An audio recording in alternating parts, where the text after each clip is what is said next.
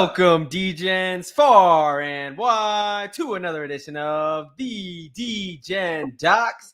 I am your host, the OG Degen Docs, and today we are talking about none other than the AFC South. That is right, we are continuing with our division preview. So we're going to be talking free agency moves, injury analysis with two healthcare professionals, and of course, we are going to be breaking down those fantasy football takes and giving you some actionable news and bets with our best bets for this AFC South. So we hope that you join us. Cheers to you. Cheers to football. And let's get this thing kicked off. This AFC South edition of the Degen Docs on the Sports Gambling Podcast Network is brought to you by Underdog Fantasy. You can win up to 325 times your entry with their Pick 8. Sign up with promo code SGPNDOC to claim your special pick, plus first-time deposit offer up to $250 in bonus cash. UnderdogFantasy.com, promo code SGPNDOC. All caps, all one word. We're also brought to you by Rhythm. Build your own betting model using their AI betting engine. Claim your 7-day free trial today by going to sportsgamblingpodcast.com/rhythm. That's sportsgamblingpodcast.com/RITHMM. All right, folks. Of course, I am joined, as always, by Professor Locks himself, my brother in degeneracy, Mr. Derek Bennett. How we doing tonight, brother? Doing good, dude. It's what is this? July 8th when we're recording this episode, and you know what that means. Football's around the corner. Well, yes, but even sooner than actually watching football. Here in about 10 days, we're the eve of the 10th day until the long 10, 11-year wait period ends. Yes, the absolute, I know exactly where you're going with this one. The absolute wait is over, folks. That is right. What, July 15th, I believe? NCAA 25 is finally coming back. Yeah, right. So what, 11 years? Yeah, 14. Old Denard Robinson on the cover. Right. So first off, cheers, because at this point, we have now launched our first podcast. It is live. So at this point, you'll have, all of them will be live. We're going to do about 3 a week. We're going to knock through these division previews before hopefully training camp starts. We're trying to aim for that kind of third week of July. So you get all this actual information. And then, of course, we're going to be dropping stuff all off season. But a little behind the scenes. We were just talking about, legitimately, are we going to have to buy the new Xbox or the new PlayStation just to play this game? What are your thoughts on that? It's weighing heavy on my mind, and it's really kind of tough, especially with some of the other purchases and things that I've been up to, over the last 2-3 months. But yeah, college football 25 has long been awaited. I can't wait to actually start playing with my Buckeyes again, taking down the Wolverines on that Saturday after Thanksgiving, putting it on rookie mode or freshman mode or whatever and kicking their ass 82-3, something like that. Is that to make yourself feel better than the actual on-field product? Exactly. Just to make sure. Okay. All right. And have you ever done back in the day, did you ever play with the mascots? Oh, mascot mode was goated. Mascot mode is legit. I think we've all been there where like you lose a big game and you're just so pissed and you just like, you know what? I got to take it out. I'm going to kick your ass virtually. You just got to bring it over to the game system and jump on, whatever sports game it is. And Brutus is going to kick the Oregon Ducks ass every single time. Exactly.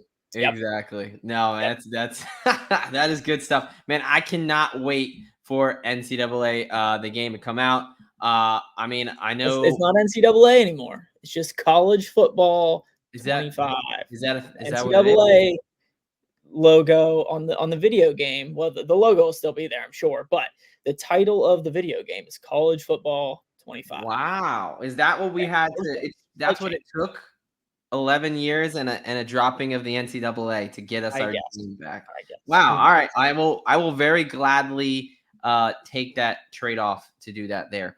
Some not so fortunate news. Looks like Steelers cornerback Cam Sutton just found out he's going to be suspended the first 8 games of the NFL season. Looks like he had a domestic violence situation, originally a felony, then kind of a misdemeanor, kind of whatever it may be. But yeah, it looks like it's definitely 8 games. He's not going to appeal, so kind of shows you that he probably did what he did. So, I mean, I know you're a big Steelers guy, but I think something like this, you're probably understanding of the punishment. Yeah, no, I think it wasn't on my radar at all. And then earlier this afternoon, you texted me. I think my first reaction and what I sent back was he's probably a piece of shit, and he probably deserves it. And the Steelers defense will be fine without him. They were last year, and I think they have some other pieces around that defense flying around that can still make plays. So yeah. I mean, it's nice to have him, but don't be an asshole. Yeah, I mean, at the end of the day, some of these suspensions. Yeah, some of these suspensions for smoking a little weed or doing something kind of dumb, But this is definitely one of those where I don't think anybody's really going to stand up for him because you especially the person I don't know if it was girlfriend or mother of child or whatever it was, but still, you don't lay hands on really anybody, but especially a woman. So definitely do not love to hear that news. But on the brighter side. Looks like you're telling me in the TMZ world a new show's coming out. So what are we talking about? Yeah. So I don't know. I can't remember if it was. I think Peyton Manning actually produced Quarterback on Netflix a couple years ago, and same people that are making this new show, Receiver, which was coming out I think sometime either later this week or next week. Oh, soon. Should be featuring some big name guys. Amon-Ra St. Brown, Devontae Adams. I think Kittle and Debo are both on there. So that'll be fun. Kittle will be. Yeah, Kittle will be a blast. I know. I think Jay Jetta's on there too. I think Jefferson. Yeah. Yeah. So a bunch of huge names, and we'll kind of get to see behind the scenes, of their lives and how they take care of the bodies off the field. It'll be interesting because, as we all know, the receivers tend to be a little bit more divas than some of the quarterbacks do. So it'll be interesting to see kind of the different sides of things just between the positions. Yeah, no, I mean, what I would give to have Terrell Owens or Chad Ochocinco on the receiver and be able to see. Holy smokes. Yeah, no, I'm excited. Can you imagine AB having his own TV show? Yeah, I mean, I could. We've seen him blow up on his like before our eyes. I think we've all seen how that would have gone. He probably just would have made the inevitable happen a little bit sooner. No, it's guaranteed. Yeah, or not have been great there. But no, I think the quarterback was well done. I really liked, you brought up seeing the behind the scenes. I know Patrick Mahomes was one that stood out where you kind of saw him going through with his training, and they showed there's something in the strength and conditioning world called SAID principle, specific adaptations to impose demands. In the simplest sense, it's essentially, your body's going to adapt to those demands you put on it. So they were doing all these funky positions and having Patrick Mahomes train in these different angles and elements. And, they directly related it to some of the plays it looked like they should have been injury provoking, and he was able to get out of. So, no, I'm definitely excited. I know, the wife was excited with the quarterback, so I hope that she's just as excited for the receiver, because I think it's a good way to bring, the more casual fans to the league and kind of help out with that. I tend to agree with that. Yeah. I mean, you get to see slight glimpses of them being like people. Like I can remember seeing Patrick Mahomes' birthday party, and obviously it's probably a little bit of a bigger party than most of us tend to have, but seeing some of those behind the scenes things, seeing Kirk Cousins' closet all. Oh man, Kirk Cousins. Where, those kind of things. It's just kind of interesting. The value of Cole's cash went up exponentially after the quarterback. Hey, him and I usually wear similar attire, so you can't be bashing Cole's stuff too much here. No. Yeah, he's a guy that I definitely admire his style. I know he gained a lot of fans, so I'm excited for the receiver coming out pretty soon here. All right, folks, let's get into it. We are talking about, again, the AFC South, and we're going to kick it off with the first team, the Tennessee Titans, the last place team in this division last year. So look, as we always do, we're going to break it down with losses, additions, look at the free agency, see how this team has changed, because a lot of teams have changed since we last seen them off the field. Talk about some takeaways, get into some injuries, and get into the actionable stuff where we talk about fantasy takeaways and our best bets. So without further ado, we're going to run through some of these losses. Ryan Tannehill, which at this point in his career might be addition by subtraction. He had more interceptions than touchdowns last year. Kind of had a brutal time on his way out. Then we have Derrick Henry, who's really was, he was the Titans for a long time, King Henry. So it's going to be interesting to see. A couple offensive linemen now. Their offensive line wasn't particularly good. So how much do these, guys leaving in free agency mean? Azeez Al-Shaair is a good linebacker. Sean Murphy-Button was a starter from them that came over from Tampa. They did add a decent amount of guys. Tony Pollard came over from the Cowgirls. Tyler Boyd and Calvin Ridley, some starting wide receivers there. Picked up Lloyd Cushenberry, potentially to be a starter there for the Titans. Really the biggest additions, I think, are at the cornerback position in Chidibia Owozie and L'Jarius Sneed. There's the two D linemen they picked up in the draft are also huge, both slotted to start at this point. I think Latham is supposed to be their starting left tackle, which is always interesting as a rookie getting slated in there to kind of be in that big position. So what are your big takeaways for the Titans coming into this 2024 season? Yeah, like you said, they definitely needed to make some changes along that offensive line, along that defense that was, very, very porous, especially on the back end. And that's where they attacked, the offseason. They brought in L'Jarius Sneed, who's an absolute stud. Chidobe Awuzie has had some pretty good years as well. So bringing those guys in should shore up that defensive secondary a little bit. I also do like some of the offensive weapons that they brought in. Obviously you lose King Henry, that he was the dude in Tennessee for, probably the last 5, 6, 7 years, however long he's been there. Oh yeah.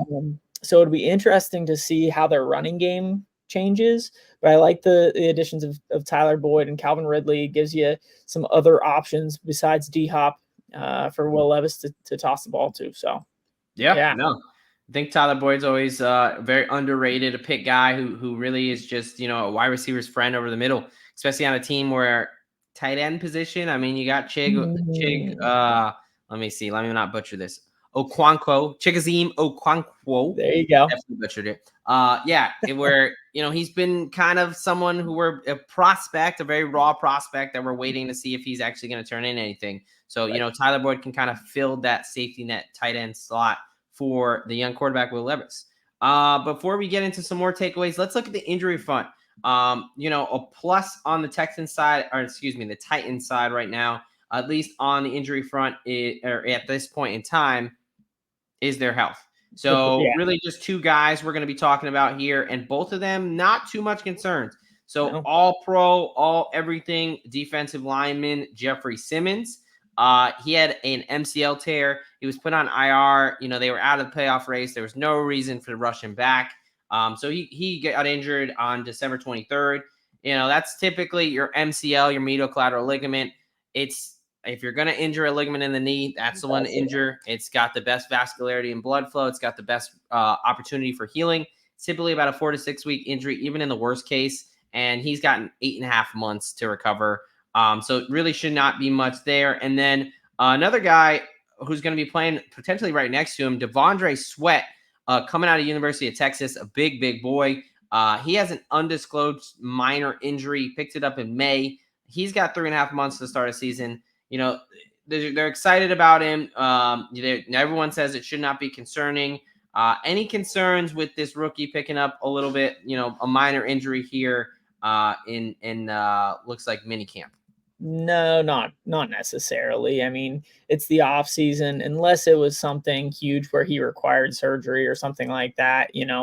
I'm guessing we would get a little bit more of a tag than undisclosed minor injury. With knowing that, I'm not too concerned. We'll see kind of the first week or so of training camp if he's participating and moving around pretty well. But with both of these guys, like you said, Jeffrey Simmons injured middle of December. that injury should, if they were in the playoffs, he would be playing in the playoffs. So he should be perfectly fine come training camp and first week. And Tavondre Sweat, like I said, if he's still limping around in training camp, maybe start to get a little bit more concerned, but he should be good too. Yeah. Simmons, I'm definitely, no concerns, and Sweat as well. I mean, the only thing is, yeah, exactly. Let's see how he looks in training camp because he is a big boy. You always have to adjust to that NFL now, practice style getting a little Yep. different, right? So these bigger players, sometimes things lag Bigger a guys, little a bit little more. faster. Yep. The adjustment, how many snaps is he going to get on the field? Game Sure. speed, just the effort requirement. The NFL is not college, right? So Right. that's my only concern, but that would have been there before any type of injury. So Sweat, we want to just make sure that he's going through the process good to go because he is slated to be a starter for that team that does not have a lot of depth on the D line. Yep. All right. Looking at some concerns, really the big question for this team for me on the offensive side of the ball is Will Levis the guy? He was a guy coming out of Kentucky, that I did not think was very impressive. Now, maybe that's the Florida Gator in me, but I will say last year he showed more than I thought he was. I don't think anyone can say that he blew it out of the water, but I was looking at his stats. He had, I think in the last games, he had more yards than Tannehill, and he had a 2-to-1 touchdown to interception ratio, 8 touchdowns, 4 interceptions in 9 games, 1,800 yards. That offense last year was not built to succeed in through the air. It was really DeAndre Hopkins, and that's pretty much it.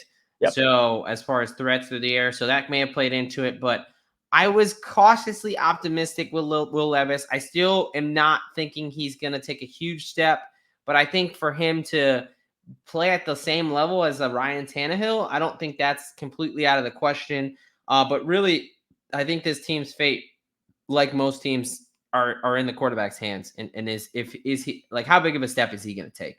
Sure. What are some concerns you got, or what are other big takeaways you got for the Titans before we get into our fantasy takes? Yeah, no, I think I would tend to lean that way as well. It'll be interesting with a couple new wideouts.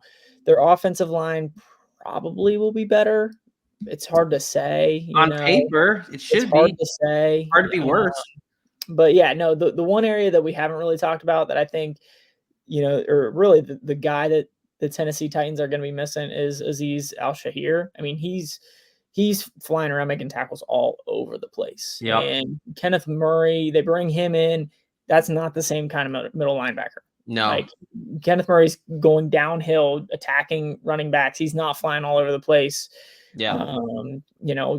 Making tackles. So I think they will miss him in the center of their defense, but their front set or their front four should be solid. And like we talked about, their back end should be much, much improved from last year. So on offense, will Levis take an extra step with a full off season being the guy and with some new weapons on defense?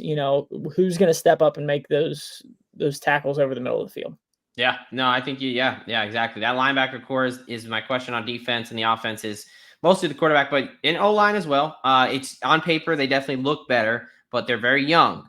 Skoranek looked like a stud, but he had trouble staying healthy. JC Latham, starting a rookie tackle. They sometimes but will he be able to adjust to that NFL style of pass rush? I mean, in the NFL, you've got to be able to swing and move offensive linemen a lot more. JC Latham, I mean, he's a massive human being.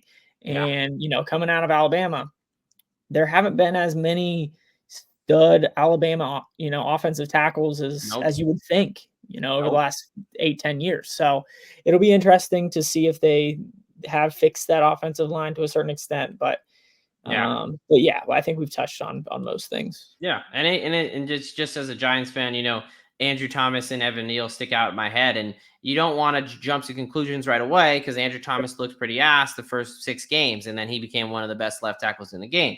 Yep. Evan Neal looked pretty ass, and it continues to be ass. So it's kind of hard to make that determination, but they do tend to be a little bit slower. But you're right, we kind of berated that point a little bit. So and by ass, you're talking about like shitty. Because there are some ass that's pretty nice. Okay. Yes. My bad. Let me clarify. Yes, the non-good non-good.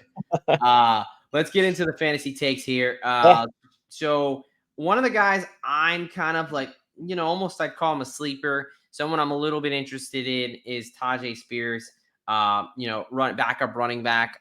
We were talking that, we bring over Tony Pollard, who, let's be honest, just had a pretty disappointing year. I was pretty high on him last year. I had him on a couple Huge teams, and he had, you would think the offense was set up for him, and he just did not come close to any type of production that we thought he was going to have.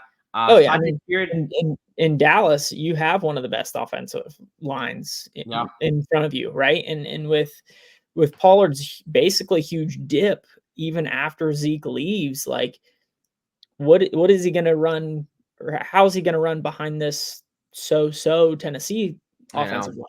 It'll be interesting. Yeah. That's why I think, Spears is very cheap in the fantasy world, and someone that I think is a clear threat out of the backfield. He's very explosive. He got touches. Let's look at his numbers last year behind Derrick Henry, who was the stalwart, right? He had 450 yards on the ground and 385 yards through the air, touchdown, 52 catches out of the backfield. Third leading receiver in catches out of the backfield there. So, just a guy I think that if you told me that Tajay Spears took over the starting running back position midway through the season, I would not be shocked. Right. So just someone that I'm not going to be spending a lot of draft capital on, but someone I'd be willing to take a dart throw on would be Tajay Spears. Why don't you tell us about these wide receivers here? How do you see this wide receiver room playing out in the fantasy realm? Yeah, it's really interesting because especially with Ridley and Hopkins being basically back to back, on Fantasy Pros in terms of wide receiver rankings. Calvin Ridley's at 35 and D Hop's at 36. One of them are probably gonna have that like wide receiver 1 year. I don't know if both of them are going to. I mean, Calvin Ridley played pretty well last year when he was down in Jacksonville. D Hop, he's been an absolute stud for a decade. But will there be that drop off? With Will Levis, is he going to be able to make those connections with Ridley, with Tyler Boyd, and who's he going to kind of fall in love with as most wide receiver quarterback combos do? When you start having a second, a third option, you can start spreading the ball out a little bit more. And last year D-Hop had a pretty good year, maybe not by his standards, but he was the guy. He was it. He was it. Yeah. So, I mean, you're like you said, DeAndre Hopkins had almost double the amount of yards than anybody else on the team. He had just over 1,000, and then Chigo Kwanko had like 530. After him. So, that's the thing. And really in both the fantasy and the betting market, as we'll see, like you said, Calvin Ridley and DeAndre Hopkins, they look like the same guy, right? Nobody really knows like who's going to separate. Yes, Hopkins a little older, but he had a year with Will Levis building that chemistry, so Calvin Ridley, he's shown that he can have that kind of great explosive year, but obviously taking that year off because he, like us, likes to throw a little money on the side there. So, that's going to be interesting. I think Tyler Boyd at wide receiver 81 could potentially be another guy that is getting really slept on as far as what he could be in this offense. I talked about, is Chigo Kwanko. I'm not the biggest Chig guy, truther. I think if he would have, last year should have been the year that he should have exploded. All the opportunity was there. I think now you bring in someone like Tyler Boyd who can kind of take over those targets over the middle and be a reliable target for Will Levis. So I completely agree. I think Tyler Boyd can be that. You need 6. Let's get that 6 over the middle. The kind of that, not necessarily like a Wes Welker kind of a role, but like he's going to get those dirty 6, 8, 10 yard routes for you over and over again. So it'll be interesting to see where those 3 all wind up. Definitely a get to the 6 guy. All right. So let's get into our best bets for the Tennessee Titans. The Titans, who were coming off a 6-11 2023 season. Their win total is 6.5, with the over at +110 and the under at -135. Why don't we start with you, brother? What is your best bets for the Tennessee Titans? All right. So, really, there's a few different angles that I'm going to go with. I think The first one that I'll just throw out there is I don't think the Titans are going to win very many games. Like just looking at their schedule, where'd it go? Here we go. I just don't see many wins. Like at Chicago's a toss up. I don't think they win against the Jets. I don't think they win against Green Bay, Miami, Indy, maybe. Buffalo, probably not. At Detroit, nope. New England, okay. But anyways, like going down their schedule, I could not find 6 wins. Like I was very close to saying or taking, I think it was under 4.5 wins. But I ended up going with the under 6.5 because there was 1 or 2 that I could see going either way. But yeah, I ended up sticking with the under 6.5 wins at minus 165. Which is definitely juice, but I just don't see them winning 7 games again this year. So, after that, I like them to go under 2.5 division wins. I don't think it's too big of a surprise here. The other 3 were battling for, a playoff bid last year, and 2 of them got in. Or did all 3 of them get in? Did the Jags get in? No. Only only the Texans got in. I thought the Colts did. Mm-mm. No, you're right. Never mind. They just but basically all 3 of them were alive, barely going into week 18. So the division's fairly solid. It's pretty heavy amongst those other 3. I don't see the Titans winning 3 games within the division. So under 2.5 division wins at minus 135. But I do like Will Levis to have a decent year. I think you mentioned he was right at about 200 yards a game last year. Yeah. And he didn't play every single game. Ryan Tannehill started quite a bit throughout the season. If you play 17 games and average 200, there's 3,400 yards. Now, he's also has some more weapons. His offensive line should be a little bit better. But I am taking his over 3,400 yards at minus 110. Okay. Yeah. No, so this shows you folks there's no collusion going on because I will lead us off I will step in with my best bet there, and it's going to directly oppose my co-host. I'm going to go over 6.5 wins at plus 110 for the Tennessee Titans as my first best bet for this team. So you mentioned their division is tough. I agree. However, as we will get to soon, I'm a lot lower on one of the teams in this division. I also think that they play each other tough in this division. I just think they were 6-11 last year with a terrible Ryan Tannehill and with absolutely no options at wide receiver and very poor secondary play. I think they addressed a lot of their issues. I think they brought in Tyler Boyd, Calvin Ridley. I think that vastly improved the wide receiver room. I think with JC Latham and a healthy Skowronek, I think the O-line can be better. And I also do like the secondary. I think bringing in L'Jarius Sweet and Chidobe Awuzie is going to shore some things up there. You have the veteran presence in Jeffrey Simmons and Harold Landry on the defensive line. So I just think this team is capable of getting to 7 wins. Now, I'm not calling for them to go on a crazy run or make the playoffs or anything like this. I really do see them at a 7 or 8 win team. So I will take the over 6.5 wins at plus 110. Really, for me, it broke down to they were 6-11 last year. I think they're a better team this year. I think they can get to 7 or 8 wins. What's up? Vrabel's not there. They're not getting 6 wins. Brian Callahan, baby. Newcomer.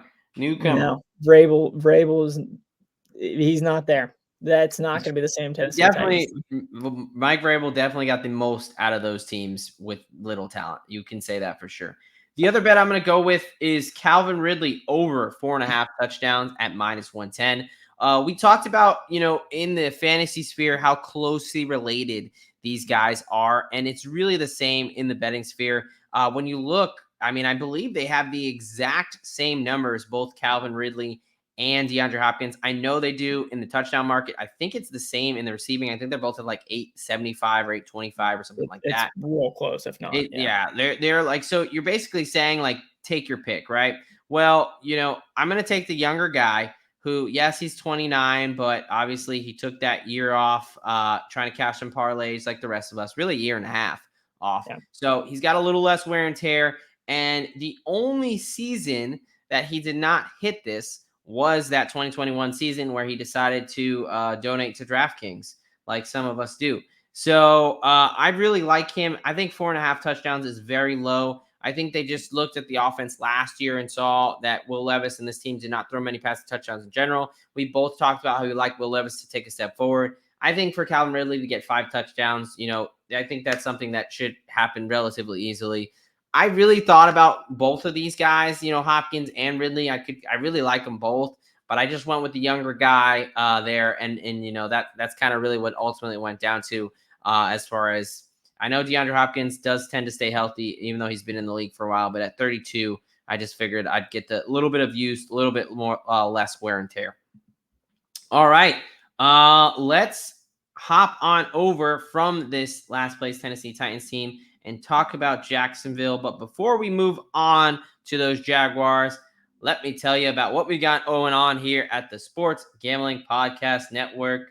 Moonoff the Machine, Manji, and Chris are getting you ready for the NFL season on the Propcast. They've got episodes dedicated to season-long props in the awards market. So they're breaking down some of those markets there, whether it be MVP. I think they were looking at Coach of the Year. So a little bit more of those awards markets that you can go over there for those guys over the Propcast. Make sure you check them out. Also, you want to check out CJ Sullivan and his road to 10 million on Bottom Line Bombs. Ooh. Yes, 10 million. If you have questions about where he's getting that 10 million from, stay tuned because there will be another ad read that correlates to that. So make sure you tune into wherever you get your podcasts on the SGPN app. If you don't have the app, download the app. It'll get you all the podcasts at the Sports Gambling Podcast Network, which obviously we are now a part of. I'm telling you guys, you do not need to leave the network for everything. I mean, I've been getting into, we talked about a little bit of football, the European football, or maybe I've been talking to Copa's, a little soccer, and I've been following the guys there. They got WNBA if you want some MMA. Real good for when football is not in season. Which you've only got a couple more days until we officially announce football season is here.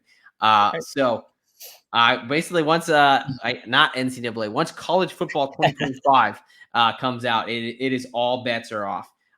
So yeah, definitely check those guys out. And now we are going to be talking about the Jacksonville Jaguars as we come over here.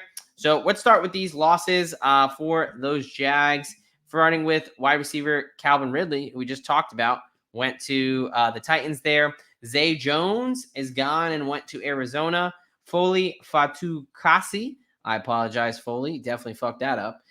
He is on the Texans. Look at all these interdivision, I know, staying in the South to rivals. And then cornerback Trey Herndon went to my New York Football Giants. On the additions, brought in a good amount of guys.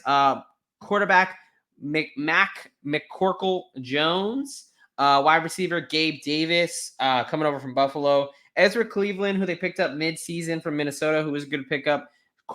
Center Mitch Morse from the Buffalo Bills. Defensive lineman Arik Armstead. Cornerback Ronald Darby. Safety Darnell Savage. And wide receiver Brian Thomas. A lot of guys that have starting experience. Some veterans that they picked up. They really went with experience over youth here, did Jacksonville. How do you think that's going to play out for them? What are your big takeaways for this Jacksonville Jaguars team?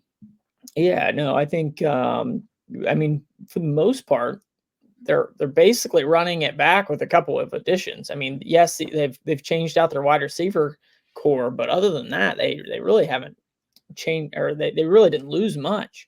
And when it comes to the wide receiver core, like obviously Calvin Ridley, like we just talked about, he's a really good player, but you bring in a star rookie in Brian Thomas Jr. I know you're not as high on him as I am, but you bring in a guy with some deep threat speed in Brian Thomas that was definitely missing last year. You also bring in a guy in Gabe Davis who had his ups and downs in Buffalo, but he definitely showed some spark for at times as well. And then, I think for the Jacksonville Jaguars, it's just all about getting healthy. They started the season red hot. And then towards the end of the season, I think they would finish like 1-5 or something like that. You're damn right they did. Exactly. Part of that being, quarterback T. Law, sunshine, whatever you We use refer to it. him as Goldilocks around here. Yeah. Trevor Goldilocks. Lawrence, had like 3 injuries that would normally knock dudes out for multiple weeks in terms of a high ankle sprain, a concussion, and Remember then when he had a concussion and turned around and played in like 4 days? yeah, he had I think So much for the concussion protocol he on that I think one. he had a high ankle sprain. Next week, he ended up getting a concussion, and next week he ended up getting like an AC sprain, something like that. So he was banged up through that last month of the season. Yeah. And then obviously you lose um, Christian Kirk midway through the season. He never ended up returning. So I think Yeah. it really comes down to just getting dudes healthy Yeah. again. But I do like the additions of those veteran defensive guys and a couple additions on offense on that offensive line as well, Yeah. just to protect Trevor Lawrence so he's not getting beat to a pulp running for his life. Yeah, I have a feeling we're going to be on opposite sides of this team as well. Uh-huh. Yeah, the Jaguars definitely absolutely plummeted at the end of the season and helped me cash a nice Texans AFC South champion at plus 450. So thank you for that, Jacksonville. All right, let's talk about some of these injuries. Really quickly, I will mention Jamal Agnew, who is no longer with the team, but he is a free agent. He had that nasty lower leg fracture. 3 to 4 month expected recovery timeline. He's got about 8 months. He should be good to go for the season, assuming somebody picks him up. So he's still a free agent. Just wanted to mention him there. Other guy we're going to spend a little more time with, Christian Kirk. Derek just talked about him. Had a core muscle surgery, late or early December, late in the season, I should say. 2 to 3 months expected recovery timeline. He was close to returning, just didn't really get to that point. He's got 9 months till the actual start of week 1, assuming, he was close to returning last year. Are you got any concerns with Kirk going into this year? Nope, not at all. Yep. Okay, good. Glad we're on the same page there. Some guys we may have a little bit more concern with, some of these new folks that we brought in. Gabe Davis, coming in from Buffalo, PCL strain, did not play in the playoffs due to this PCL strain. PCL, your posterior collateral ligament, one of the major stabilizing ligaments in the knee on the backside, posterior, right? So, obviously prevents that tibia from shooting backwards there. So, anyway, really my question here for you is typically they called it a grade true. There was no surgery as we know, or as long as what's been reported. He did not have surgery, so we're going to call it a grade 2 PCL strain. 2 to 3 months, at worst case, typically. Now, he's not returned to being full health or full go. He still was limited in OTAs in May. I was just a little surprised by this. Are you concerned, or you think they're just being cautious with him? I'm hoping they're just being cautious with him, to be honest. I think it's kind of a funky thing, especially with him, kind of transitioning down to Jacksonville. I would almost lean towards them being a little bit more cautious with him.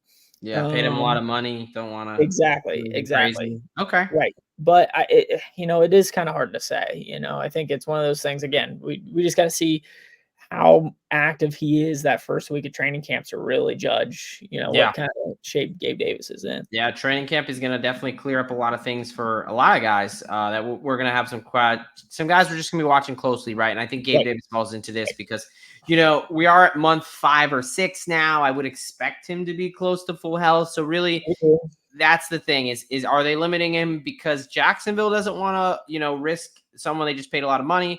Or is he truly behind the 8 ball right now? So that's where I have a little pause with Gabe Davis. And then Arik Armstead coming over from San Francisco had a bit of an interesting journey here. Last year in week 13, he injured his knee. He tore his meniscus. He sat out 5 games, the last 5 games of the season, in order to work his way back for the playoffs. He played with the torn meniscus for those 3 games of the playoffs, including the Super Bowl where he did get a sack.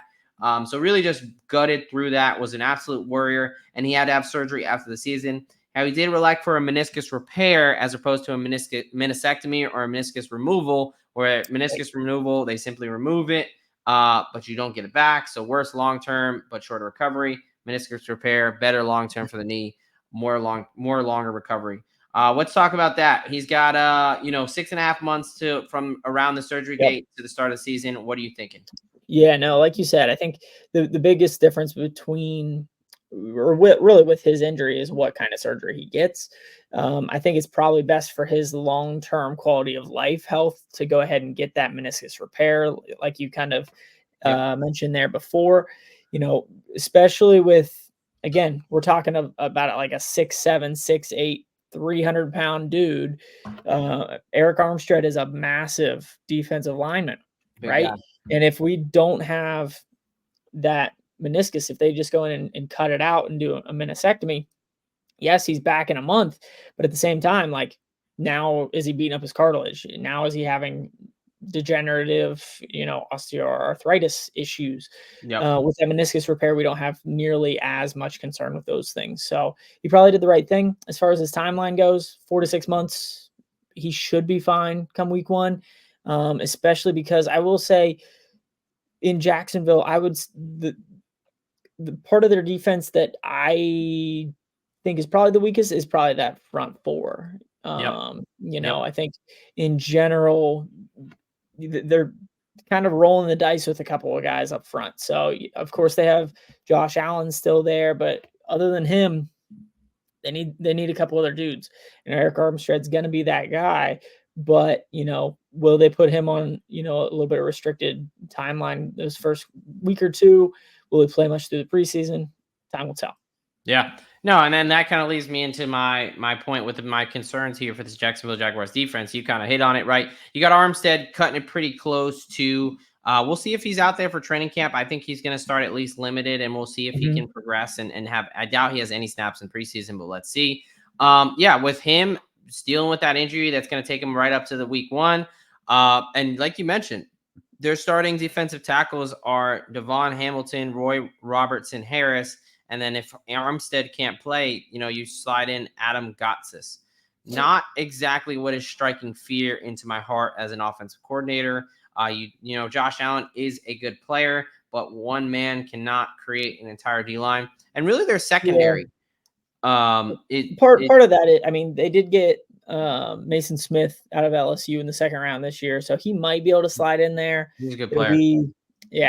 So I think he could slide in there in place of Eric Armstead, but at the same time, like you said, some of those other guys have basically been career backups, rotational guys. So just names on a paper right now. Exactly. And then the secondary, I also have some concerns with. You've got I do think Tyson Campbell is a good young player, but guys like Ronald Darby, Darnell Savage, Antonio Johnson, not really, especially Darby and Savage, some journeyman type guys.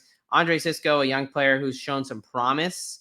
But this secondary and this front 4 leave me a lot of questions. I do think their linebackers are solid in Devin Lloyd, Oluokun, and Walker, which if you play IDP fantasy, you definitely got to know Oluokun, absolute tackling machine. We'll be on some of his tackle props this season. I can guarantee you that. But that's where some concerns come in for me. And, we'll talk fantasy real quick, and then I'll get into my best bets here. From the fantasy perspective, really, it kind of goes into something we're actually going to talk about. But I'm not high on this team. I'll talk about it in a second.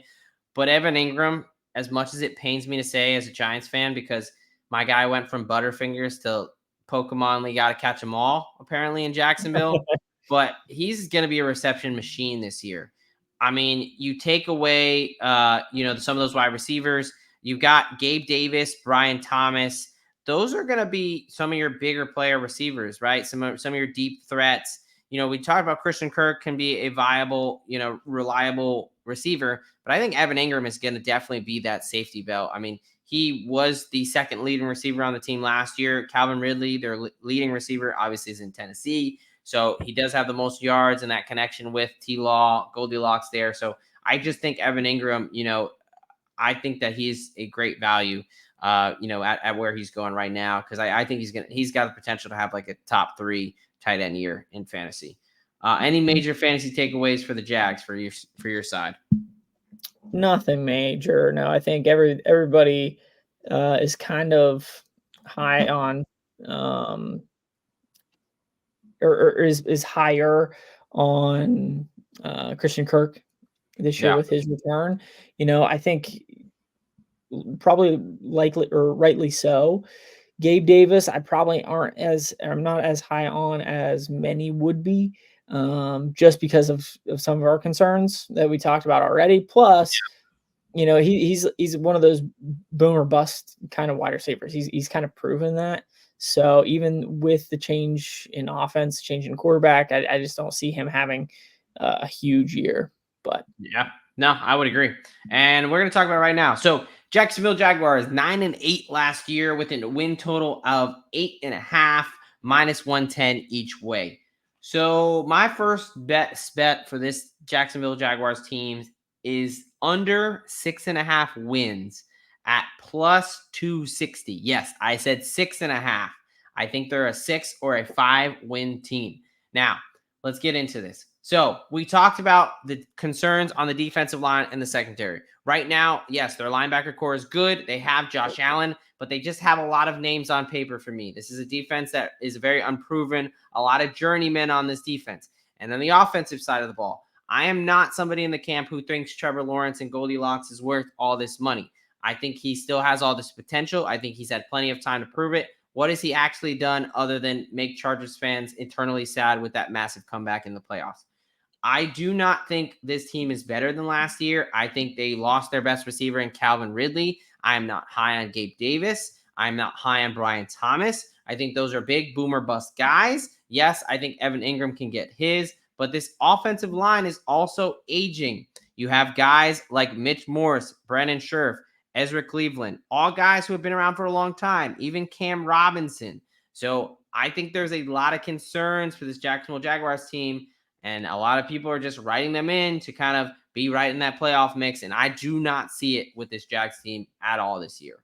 So give me the under 6.5 at plus 260. The other thing I'm going to take another under for them is Brian Thomas, under 4.5 touchdowns at plus 100. How many Jacksonville Jaguars players had more than 4.5 receiving touchdowns last year? How many Jacksonville Jaguars players on the team currently have more than 4.5 touchdowns last year? That would be 0. Calvin Ridley, only player. So I do not think this is something that happens very often. I don't think a rookie's going to come in here and be able to do this. I think Evan Ingram and Christian Kirk may pop over this number, but I've talked about it. I'm not very high on Trevor Lawrence, and I'm not very high on Brian Thomas. I think he's a guy who very greatly benefited from playing with the Heisman Trophy winner in Jaden Daniels, and what I think is going to be the best rookie receiver in the league in Malik Neighbors. Maybe a little bit of Giants bias, but give me Brian Thomas under 4.5 touchdowns at plus 100. That's receiving touchdowns. All right, what do you got? So again, we are conflicting on some of our best bets, like directly, basically, because I'm taking Brian Thomas's over touchdowns, over 4.5 touchdowns, because his piece of their offense was completely missing last year. They had no deep threat. That he is their deep threat. I would not be surprised if he has probably 3 or 4 touchdowns over 20, 30 yards. He is that dude that gets downfield and makes a play. And they didn't have one of those last year. We also kind of forget that, again, Trevor Lawrence was not healthy the last third of the season last year. So some of those guys that may have had some more production just didn't, because Trevor Lawrence was beaten and battered through the last third of the year. So I really do think Brian Thomas is going to take that step deep and be their big deep threat receiver. And you mentioned, with him and Gabe Davis kind of being boom or busts, that's what I'm counting on for him to get in the end zone, is him to catch 2 balls and have 75 yards. Okay. And a touchdown. And, and is it going to be consistent? Probably not. But I think he does fill a void with this Jags offense. So I do expect some bigger things than you do, obviously, from Brian Thomas Jr. And I also think the Jags do sneak into the playoffs this year. So I'm going to say that they make the playoffs at plus 130. because again, they started off the season winning games. Trevor Lawrence wins games, and he's proven that over the majority of his football career. But Maybe in high school and college, but all right.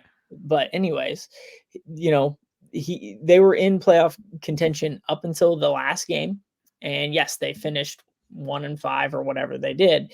But we've already talked about the guy, Trevor Lawrence, in his injury history, basically the entire year, but especially that last third of the season where they really took a dive. So I do think that, you know, they've made some additions on their offensive line. Yes, they are getting a little bit older, but until further, notice, I think that should be improved. And you still have ETN coming out of the backfield, who's a solid player. So I do think that the Jags do win an extra game. Maybe they get to 10-7 and sneak into the playoffs as a wild card. Yeah. Okay. Well, we might have to take this one off the books and get a little bit of a side wagers going on some of these Definitely. we disagree on. But all right. So, Derek is definitely more optimistic, but I think we can agree that Brian Thomas is probably a guy that if you do like, probably a better underdog best ball kind of setup than, Yes. managed league with that boomer bust potential. Exactly. All right. So, but if we are halfway through, folks, and we're going to start motoring on over to Indianapolis. But before we do that, I've got to tell you guys about some of our great sponsors here. And we're going to start with Underdog Fantasy. That's right. Their Pick 8 is now live. You can create entries with up to 8 picks, and Underdog will automatically double flex entries so you can miss up to 2 picks and still win your entry. With more picks to make and extra ways to win, the excitement is higher than ever. You know what the best part is? You can win up to 325x your original amount. That's right. $1 can win you $325. And they also have these special and boosts that they always do. We're going to bring this up here. I want to kind of show you guys. We're big Underdog Fantasy. We use it. We make money off of it. We're going to be giving out plays off of it. First and foremost, if you're new to Underdog Fantasy, listen. This is one of the ways we can directly get you a free $250. All you have to do, you download Underdog Fantasy, you use promo code SGPNDOC, all caps, all one word, and boom, you deposit $250, you get $250 in bonus bets. That your account literally goes from $250 to $500, just like that. We've done it. I'm telling you guys, it is free money, and then we'll give out some winners, and you go ahead and win some more money there. Some of the other things, they always do these specials and picks. I'm obviously using a little bit older one with the UFC 303 because I'm still mesmerized by Poetan's absolute knockout of Yuri there. Yuri in UFC 303. Talk about two absolute animals. That stare down they had, looking into each other's souls, that was sick. Anyway, so they also have a bunch of season-long picks. So we're going to talk about one here. We just talked about the Jacksonville Jaguars and Evan Ingram. So why don't you tell us why he's going to go higher than 725.5 receiving yards? Well, we just talked about it. I mean, Evan Ingram's most likely going to be a reception machine, and with I think he had like 115 receptions last year or something crazy. Yeah. He's gonna hit that 725 without any issues. So we're taking the higher 725.5 receiving yards every day of the week. Love it. Yep. As much as it pains me to say, because he did not do this with the Giants always consistently, but he's hit this number 2 out of 2 years in Jacksonville, and I think he's got more opportunity this year. The other thing I want to tell you guys about is Circa Millions. That's right. Circa Sports is back with Circa Survivor and Circa Millions, giving away $16 million in guaranteed prizes. And of course, Circa contests have no rake. Circa Millions, you pick 5 NFL teams against the spread each week and compete for $6 million, or survive the NFL gauntlet to claim the $10 million prize. Sign up in person at Circa Sports between now and September 7th, and you can use a proxy if you do not live in the Las Vegas area, and you can play from anywhere. We even have a deal with footballcontestproxy.com to save you $50 with promo code SGP. Don't have a trip booked for Las Vegas yet? Well, why don't you come out August 22nd through the 24th? That is the ultimate contest weekend. They're going to be having a lot of free prizes, some free drinks, open bar. Sean and Ryan will be there. So go hang out at the greatest sportsbook in the world and make sure you come out August 22nd to the 24th for ultimate sign-up weekend. We are big fans of Circa. Huge fans of Circa. Yeah, go see the boys. Go up to the pool. Go get you a beverage. Make 5, 10, 15 bets, and just watch it on the big screens all if day. you are a DGen like us, if you are watching this podcast, I guarantee you will enjoy Circa Sportsbook. All right, folks, we are getting back to it. We got 2 more teams to get to in this AFC South. So let's move along. And we are talking about the Indianapolis Colts finishing 9-8 last year. They not as much kind of turnover as far as on their roster. They lost good old Gardner Minshew, great mustache of his. Zach Moss, who is someone I always find myself these past couple of years drafting because he's a good player. Isaiah McKenzie now on the Giants, and Zach Martin, who I don't know who the fuck that is. It's Jake Martin. You know Zach Martin, but Jake I do know Zach Martin. I don't know Zach. Yeah. You know Zach Martin. But hey, they lost the Gardner, but they brought in the dad of the year last year in Joe Flacco. Joe Flacco, man. Oh man, just seeing his name excites me because of all the alternate passing props that we hit on Joe Flacco coming in. Yeah, Flacco came in clutch for us those last 4 or 5 off the couch, man. Love Joe Flacco. So he is your backup QB2 there. You got defense tackle Raekwon Davis, linebacker Zaire Franklin, who played very well for them. You know, a reason why they were able to get rid of Darius Leonard last year. They picked up Latu, one of my favorite guys in the draft that we talked about. Has a great story. I recommend you look into, if you have not seen, a real cool story of resilience. Some guy who was told he was never going to be able to play football again now was a first-round draft pick in the NFL, living the dream. And then A.D. Mitchell, Adonai Mitchell, coming over from Texas, a receiver that kind of slots into that starting lineup. So what are your big takeaways for this Indianapolis Colts team? Yeah, run it back, right? I mean, they barely missed the playoffs last year with Gardner Minshew. You know, it'll be interesting to see what AR can do. You know, I mean, Anthony Richardson was a dude those first 2 or 3 weeks. He just, played the first half and then got injured every single week. Finish. Could not finish. Exactly. But, he should be perfectly fine after that AC surgery or AC joint surgery that he had, right? It was AC joint. Yeah. Yep. So, at this point, we're not going to talk about him nearly as much, most likely, but like with AC sprain injuries, most players don't have surgery on this. Most players can play through a lot of this stuff.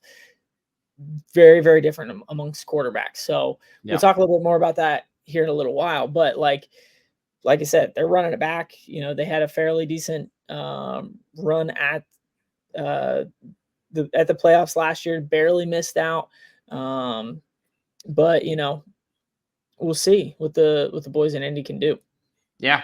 No, I think it is really set up for Anthony Richardson's success, right? A guy who we talked about last year. I mean, even as a Gator, he was on my top 5 do not draft list because of those health concerns. He looked like a stud. I mean, he impressed me as a Florida Gator fan who watched all of his games at Florida.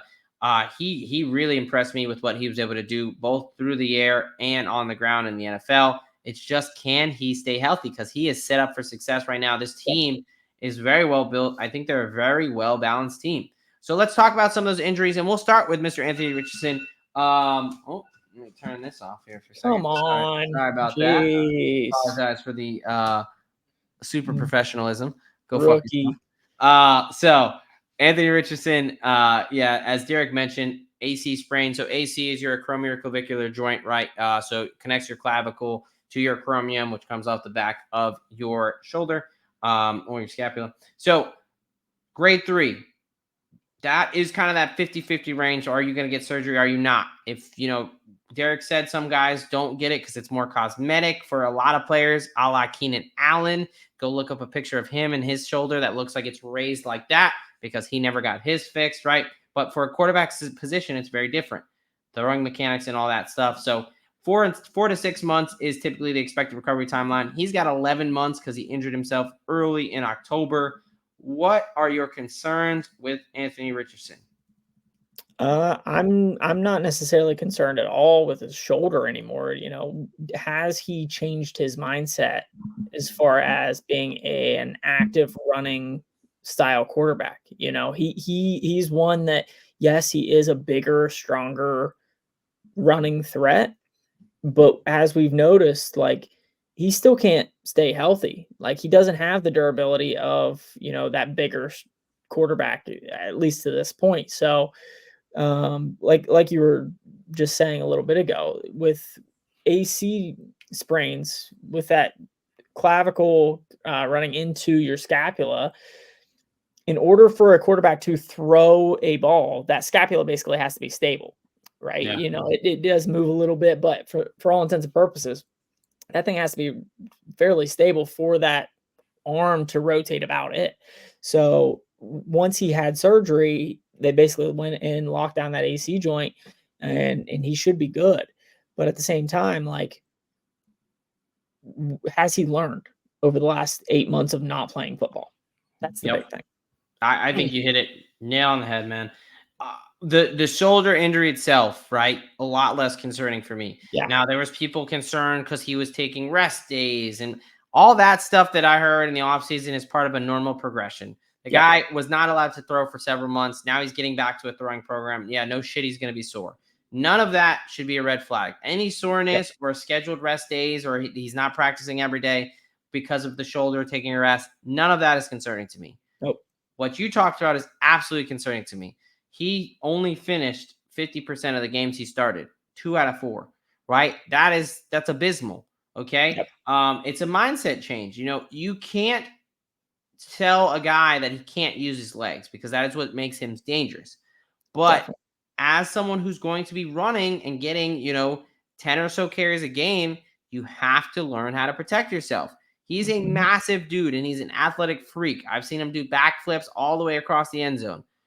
But the NFL's different, man. These are just grown ass men. And you've got to learn to, whether it's get down or run out of bounds or do whatever you can, that, hey, take the Tyler Lockett way out. It does not matter how big you are. As the quarterback, you have a giant target on your back. Guys are going to be looking to inflict pain onto you. So, I really hope that he has had a little change in mindset. I'm not calling for Anthony Richardson to not run the ball because that's what makes him Anthony Richardson. But he does need to learn how to protect himself going forward into the season. Yeah, All right. no, I mean, like you said, I think hopefully he made a call to one Andrew Luck, or somebody that Yeah. did scamper around a little bit back in the day, that for the most part until the very end stayed fairly healthy. Yeah. No, I think that's a great call. All right. Some other guys we're going to rattle off here a little bit quicker. Dallas Flowers, cornerback for them. He kind of busted on the scene last year before he tore his Achilles, unfortunately. He's got 11 months to come back from we talked about Achilles tear, complete tear of that tendon that connects your calf muscle to your heel. It's about a 10 to 12 month recovery process. He's at about 11 months. Good part is they brought in Jalen Jones, who's slated to start in front of him. So I don't think he's going to be pushed into action right away. And I wouldn't expect him 100% to start week 1. Any difference in opinion there? Nope, not at all. And then a couple other guys, Michael Pittman, he picked up a minor knee injury. He basically banged knees with someone at OTAs. He was held out of minicamp. It seems to be a massive precaution. They were saying if he could practice, it was during the season. I think this is much more of, they just paid him as a wide receiver 1. They want to kind of, there's no rush. Any concerns with Pittman? Nope, he's the dude. They're just being cautious. Yep. And then lastly, Braden Smith, right tackle. He had a knee scope where they basically go in and clean some things up on the knee. He didn't want to release a lot of details on it. A lot of this stuff is kind of up to the player, how much they want to release in the offseason. So, basically said he had a nagging injury and he was looking to clean some stuff up, whether it be cartilage, things like that. He's got about 6.5 months from the surgery in February. Typically, sometimes 3 to 4 months it takes. I would expect him to be back for training camp. What are you thinking as far as a big piece of this offensive line? Yeah, no, I think he'll probably be perfectly fine. Like, I mean, he's got the time to recover, and most likely this has been bothering him for quite some time. So most likely, probably second half, maybe most of the season, who knows? He's dealing with this nagging knee injury, so he's probably better off right now than he was the last 2, 3, 4, 6 weeks of the season last year. Yep, precisely. I mean, when we talk about long-term health, what do they do in there? What do they have to remove? That's a little concerning for somebody, Sure. but we're talking about next season. I think next season it's a little more optimistic for a guy like Agreed. this. So we're going to hit some quick fantasy takeaways because I think we're aligned here. Basically, for us, I don't know if either of us are willing to pull the trigger on Anthony Richardson at QB6 with a little bit of that concerns. I don't know. Are you willing to take that risk with some of his injury concerns? Or are you staying away right now? It's really tricky, especially with the ceiling that Anthony Richardson has is a top 3 quarterback, right? Because of his Top legs. one. I mean, Oh, shit. yeah, right, He exactly. did I what mean, he did. he could be the difference between a chip and, missing your fantasy playoffs. But at the end of the day, like, he's going around somebody like a Joe Burrow. So could you wait and probably get a more, seasoned guy in Joe Burrow or somebody even further down? Because I mean, there's some other good options around him too. I think Mark Andrews might be right there, and I'm expecting big things out of him Yeah. at the tight end position. So it really just depends on how far he slips. Whether I would take him, I would probably lean away from Anthony Richardson in the fantasy realm. Yeah, yeah, I would take the more conservative route. I cannot argue with someone who tells me they lay out a path for him to be, a top 3, a top 1 quarterback in fantasy this season. Yeah. I just have never seen him going back to high school stay healthy for an Yep. entire season. So that's just with me. I wish the best for him. I loved watching him at the University of Florida. I hope it happens. It's just my head logically is telling me it's unlikely. So, and if you're going to not waste, if you're going to spend that draft capital, it better pay off. The other guys, Michael Pittman, Jonathan Taylor. I think Michael Pittman is the clear alpha wide receiver on this team. I think we're aligned on that. And then Jonathan Taylor, it's, what are we going to see from him? Are we going to see, something like the past couple years where he struggled and kind of had issues with staying on the field? Or are we going to see the Jonathan Taylor of old where he just looks like an absolute stud? What are your opinions on Jonathan Taylor? Again, it's really tough. I think Jonathan Taylor's gonna have a pretty good year. I think the contract issues and all that kind of stuff is behind him. I think he's a little bit more focused going into this season than the past season or two. But like you said, it's been a couple years since we've really seen that number 1 running back in JT. So would I spend that, top 6, top 8 pick on Jonathan Taylor? Maybe. I mean, it's really tough. Yeah, I'm pretty high on Jonathan Taylor actually. Looking at and when he came into the league, 2020, almost 1,200 yards, 2021, 1,800 yards, and then kind of just not had the game, the amount of games played. Right, he's been similar in yards per game. Past couple of years, he's just not played the amount of games. I think that he's set up for a really good season. I think Anthony Richardson and his style play does help Jonathan Taylor. So And he still has that solid offensive line and Quentin Nelson and Braden Smith and all those guys. But, it's really just, are they going to start to switch their offense around now that they got AR back there that can run and do some crazy things with his legs? Mm-hmm. It's TBD. We didn't get to see it last year. Yeah. So, all right, let's get over to the betting realm. Why don't you? I believe it is your turn to kick us off. Correct? It is. Yeah. So, with the Colts, I really do like Anthony Richardson. To have a pretty good year, and really, I was actually kind of surprised at how low his passing yards were listed, and who knows if the books are putting injury into consideration here, but his number's at 3,200, and I think that's barely that's under 200 yards a game if he plays 17 games. Now, is that likely? Probably not from what we've been talking about, but he does have some solid weapons at wide receiver in AD Mitchell, Downs, and Pittman Jr. I think he hits this pretty easily, really. I think the only way that he doesn't is if he misses a massive amount of the season, just like last year. Yeah. I mean, it's interesting. Obviously, you have the health and the amount of games played, but Gardner Minshew hit that number last year.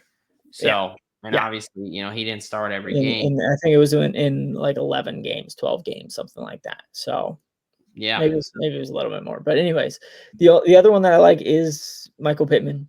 He is their alpha wide receiver, and his touchdown number is only at 5.5. So I do like him to go over 5.5 touchdowns. Yeah. Oh wow, I'm surprised they only had 4 last year. Okay. Yeah. Yeah. But again, I mean, it's Gardner Minshew. Yeah. Or are we expecting as much out of Gardner Minshew as rather than Anthony Richardson? I probably wouldn't, even though somehow Gardner Minshew did end up going to the Pro Bowl last year. I don't know Did how he? that was. Oh yeah, he did. I don't know how that was a thing, but The Pro Bowl is the I biggest think they joke. let him in for his jorts and his mustache. Yeah, maybe that's such a joke, man. All right. So, going over to my best bets here. So, you're 9-8 Colts last year with a win total of 8.5. Starting off very simple. I'm going over 8.5 wins at -105 for this Colts team. I am pretty high on this Colts team. I think they're a balanced team. I like both their offense and defense. There are a little bit of concerns with health, but on paper, this is a really good team. I think that they're going to put some things together. I was surprised they went 9-8 last year. Not a lot went right for them. I think they're a better team. This is actually one of my easier bets as far as how I see it playing out. Again, they won 9 games last year. They improved a lot. Even, we saw worst case scenario with their quarterback going out. I think Joe Flacco showed us, hey, if AR can't stay healthy, he can be capable. He led the Browns into the playoffs there. So I like them there. I also like them to make the playoffs at +140. So obviously, where I differ here is I'm not very big on Jacksonville. I think Tennessee maybe a little bit improved, but not much. But I think the Colts really take a step forward here. They make the playoffs at +140. And then my final bet for them kind of all ties in. Top 2 teams in this division, Houston and Indianapolis at +210. Really, it's a fate of Jacksonville, and it's really thinking that Indianapolis and Houston are better teams, top to bottom, than the Jacksonville Jaguars. So those are my 3. They're all pretty correlated in the fact that, hey, I think Jonathan Taylor, Michael Pittman, Downs, and the rookie Mitchell are solid. I think the offensive line has started to gel towards the end of this year. I think Anthony Richardson is able to stay a little bit more healthy. And I think that defense is a sneaky good defense with guys like EJ Speed, Zaire Franklin, Kwity Paye, Juju Brents, Julian Backman, a lot of guys that maybe the casual NFL fan does not know, but are really, really solid players on that defensive side of the ball. So those are my bets. All right. We got one more team left. But before we do that, I want to tell you about our friends over at Rhythm. That is right, Rhythm. So let's get their ad read up here. If you're betting on player props, then you need to download Rhythm. Rhythm is the go-to sports betting tool that transforms complex data into actionable insights, empowering bettors with smarter, data-driven decisions.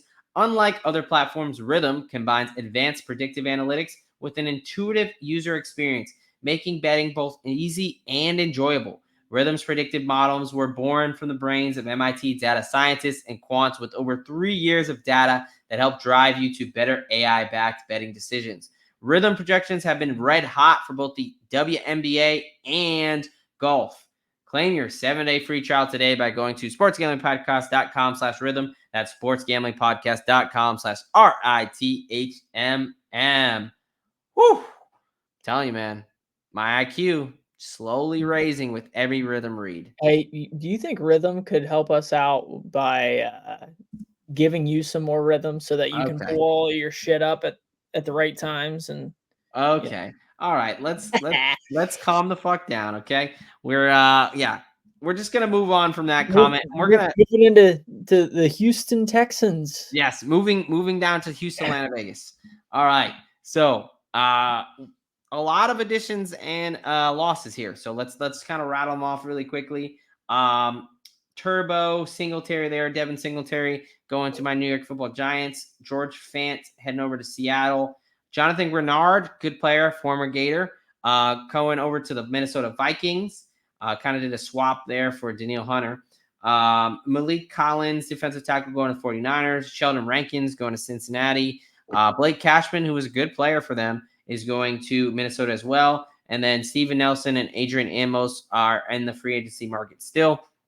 Some of these big additions, we'll start with the biggest ones there. And Stephon Diggs coming over from Buffalo. Also, Joe Mixon coming over from Cincinnati. You got Nico Autry coming and Foley Fatakus. I messed his name up already. He's coming from Jacksonville, Mr. Foley. Yes. There you go.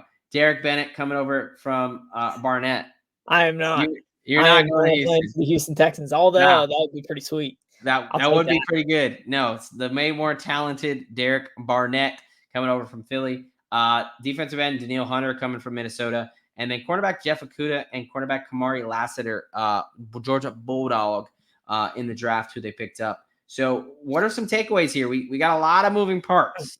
Yeah, no, I think for the most part, we've just gone we've lost a running back. We've brought in a running back. We lose a defensive tackle. We bring in a better defensive tackle. We lose Jonathan Grenard, who is a good player, but we bring in a better Daniil Hunter. I think that for the most part, they brought in guys that are just slight upgrades all around for the most part. There are a couple positions that they didn't or weren't able to fill where they lost some guys at linebacker, at offensive tackle.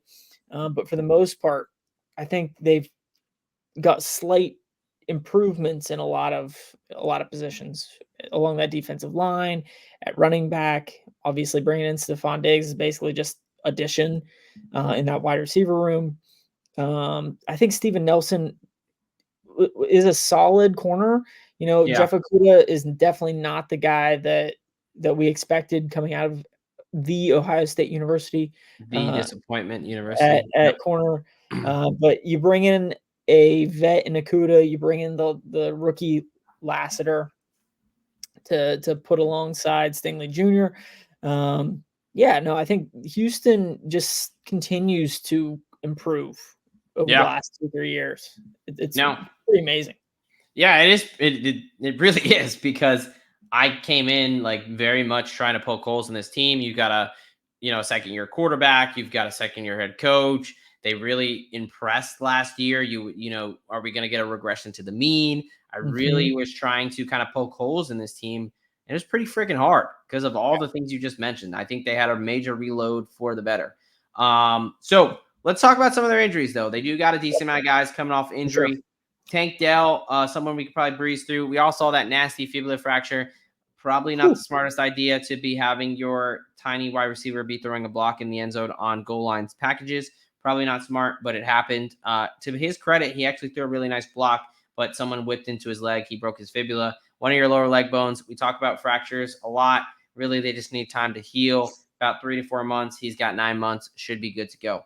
Another guy who should be good to go, Jimmy Ward on the back end, safety. He had a quad strain. It ended his season. It looked like a grade 2 quad strain in late December. They put him on IR. He couldn't make it back for the playoffs, but he's got 8.5 months to recover from a 6 to 8 week injury. He should be absolutely good to go. Now we're going to talk about some guys that are a little bit more of a question mark, starting with Titus Howard, offensive tackle. Patellar tendon tear, tore it November 26th. He's got about 9.5 months of recovery, but this is an injury. We talked about your patella tendon. It is what connects the patella to your ischial tuberosity to your lower leg there. It connects your kneecap to the lower leg there, that tendon down there, right below the kneecap. When it's fully torn, requires surgery, about 8 to 10 months of recovery timeline. What are we thinking for Titus Howard? Yeah, no, of all the guys on the Texans that we're going to talk about, he's probably the one I'm most concerned with. Partially just due to position, being an offensive tackle. I think he's definitely a need for them. But with that patellar tendon tear, like you said, 8 to 10 month recovery. He's got about 9.5 months until week 1. So we're kind of pushing it there. And as far as the patellar tendon goes, your thigh muscle, your quadricep muscle, that's how it connects to your lower leg.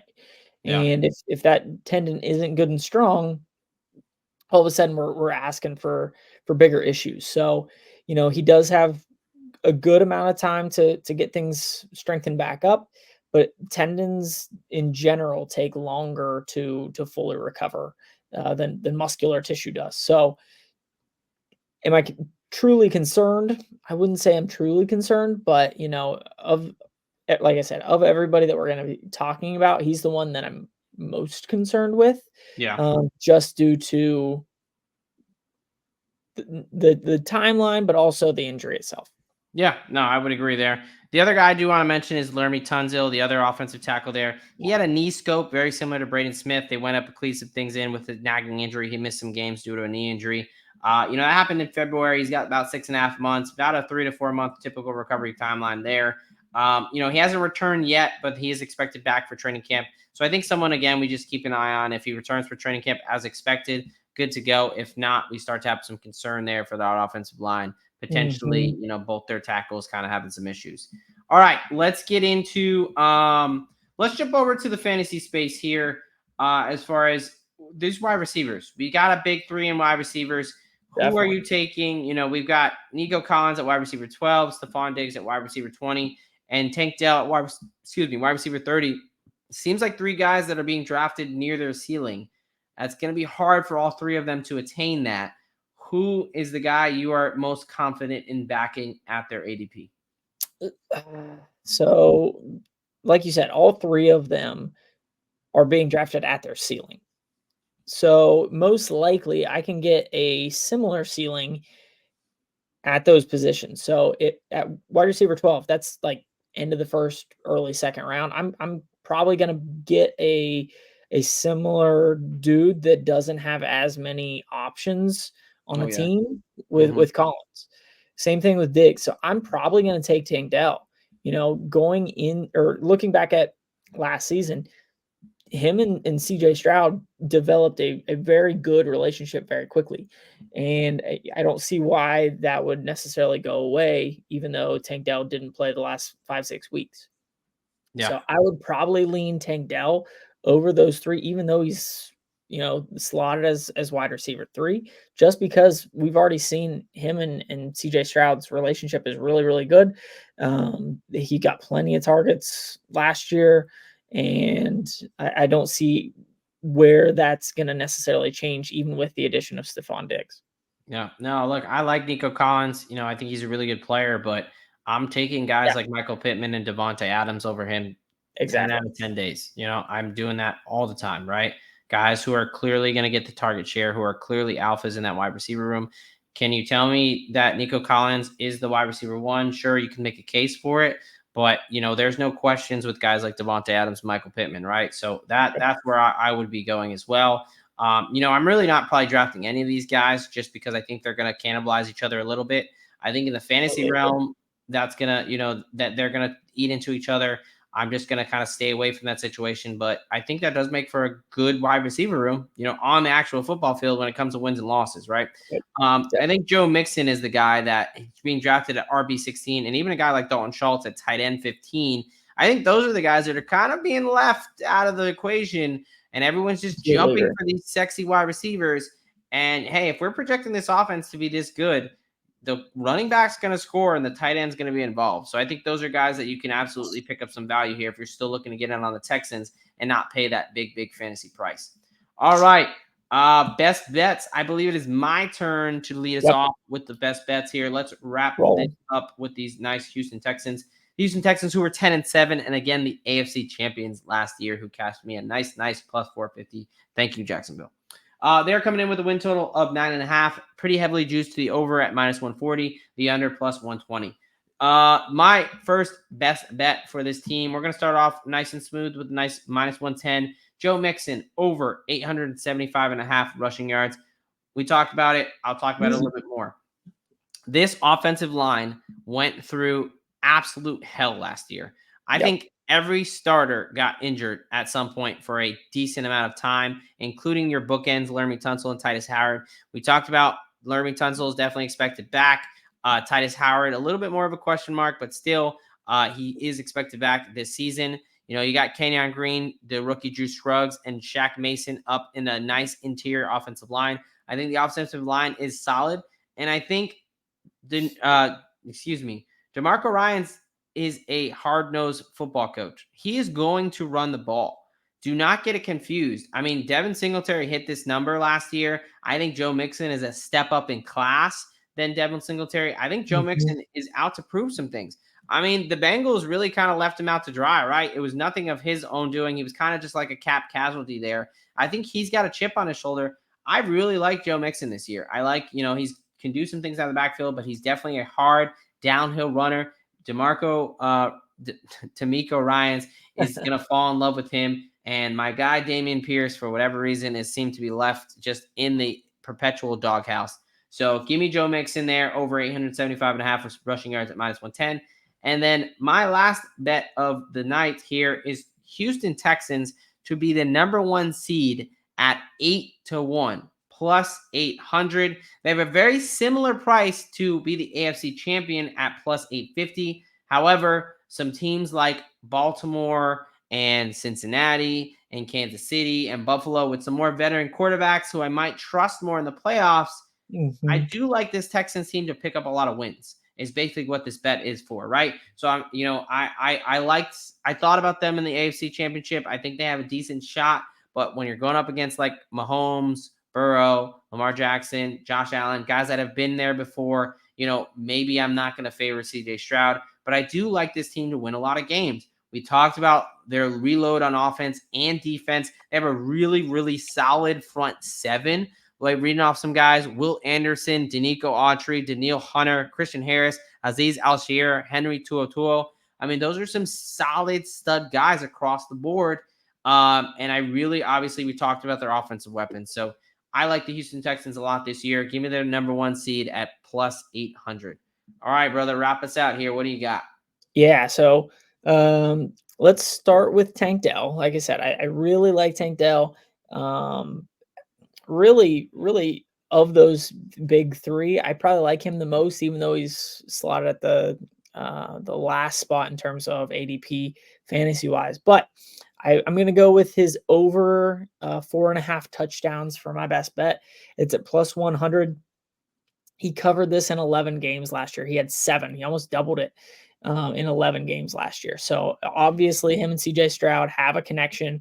I don't see really any way that he doesn't go over 4.5 this season. I also, again, this is where we somewhat differ. I like the Texans to finish first in this division, the Jags to finish second. Like I said, I like the Jags to make the playoffs. I like Houston. So I'm going to go Texans first, Jags to barely sneak in the playoffs. So first and second at plus 400. And then I also am going to throw out sort of a long shot here, but the Texans to have to have the most wins in the NFL. Okay. In terms of regular season, that's 19-1. No. So like you said, there isn't much in terms of like, just in general, this Houston Texans roster is solid. Nope, top to bottom. From top to bottom, and I think second year head coach, second year with CJ Stroud there, that dude just wins. He's a baller. He doesn't care what you say, doesn't care what Micah Parsons has to say, and with their podcast shit. But anyways, Houston, I think, is gonna win some games this year, and I would not be surprised if they end up, going 13-4, 14-3, something worth mentioning as that number 1 seed, just like you said. No, I like it. I mean, I think I have to play it if I like them to be the number 1 AFC. AFC. I mean, they're the stronger division, so maybe they cannibalize a little more. But I think I got to sprinkle on that if I like them to be the leader in the AFC. To lead the division 19-1, you're getting the nice odds there. So I do like that play. Yep. All right, folks, we are going to go ahead and give you a nice little recap of all of our bets here, and then we are going to close this thing down. I will go ahead and start us off. So I have the Tennessee Titans over 6.5 wins at plus 110. Wide receiver Calvin Ridley over 4.5 touchdowns at minus 110. The Jacksonville Jaguars under 6.5 wins at plus 260. Jacksonville wide receiver Brian Thomas under 4.5 touchdowns at plus 100. Indianapolis Colts over 8.5 wins at minus 105. Indianapolis Colts to make the playoffs at plus 140. Top two teams in the division, Houston and Indianapolis at plus 210. Houston Texans to be the number one AFC seed, at plus 800. And then Joe Mixon, running back for the Houston Texans, over 875.5 rushing yards at minus 110. What do you got? So going back to the Titans, I like them to go under 6.5 wins at minus 165. Levis to have a decent year and go over 3,400 yards at minus 110. The Titans to go under 2.5 division wins at minus 135. Brian Thomas to go over 4.5 touchdowns at minus 120. The Jags to make the playoffs at plus 130. Anthony Richardson to go over 3,200 yards at minus 110. Michael Pittman Jr. to go over 5.5 touchdowns at minus 110. Tank Dell to go over 4.5 touchdowns at plus 100. The Texans to finish first and the Jags to finish second at plus 400. And the Texans and CJ Stroud to win the most football games in this 2024-2025 NFL football season at 19-1. All right. All right. Well, that is it for us, folks. Look, we've put in 90 minutes of cold, hard facts in football there. We're grinding. It is the off season. It's 2 days. That is exactly what we're doing. We are grinding for your benefit. Derek, what do you have for the good people before we get the hell out of here? Nothing, dude. Just keep rolling with these division previews. We got what, 2 more to record after this, and by that time we'll get through AFC West and AFC North. Yep, and we'll be into training camp, so it'll be good stuff. Yes, sir. Yes, sir. Yeah. No, absolutely, guys. Look, as a new podcast, we are trying new things out. You've probably seen, if you've watched these first 5 episodes, you'll have seen different graphics, different things, just trying to make it better for you guys. So we appreciate any and all feedback, especially if you've made it to this point in the pod. Look, we are jacked up about football. So we just put in a good 90 minutes talking about all of our favorite things here on the AFC South, breaking it all down for you. So give us some feedback. Let us know what you like, what you don't like, what segments we should keep going into the season, because that's the thing. I should get a new co-host. All right. Let's calm down there, brother. But yeah, no, we appreciate hanging out with you guys. So give us a like, comment, subscribe, help us out as a new podcast. Tell your friend, tell your grandma, tell you whoever. All right. Other than that, folks, you know what they say. A lock a day keeps the bookie away. And we're handing them out like what, brother? Handing them out like lollipops. Yes, sir. Yes, sir. All right, y'all. Have a good night. We will see you next time there for the AFC West preview.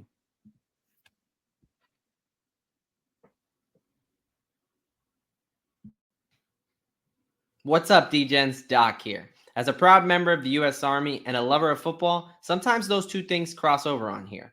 But as you probably already know, as a lowly captain, these are just my opinions. These are not opinions that are representative of the entire DoD or the U.S. Army.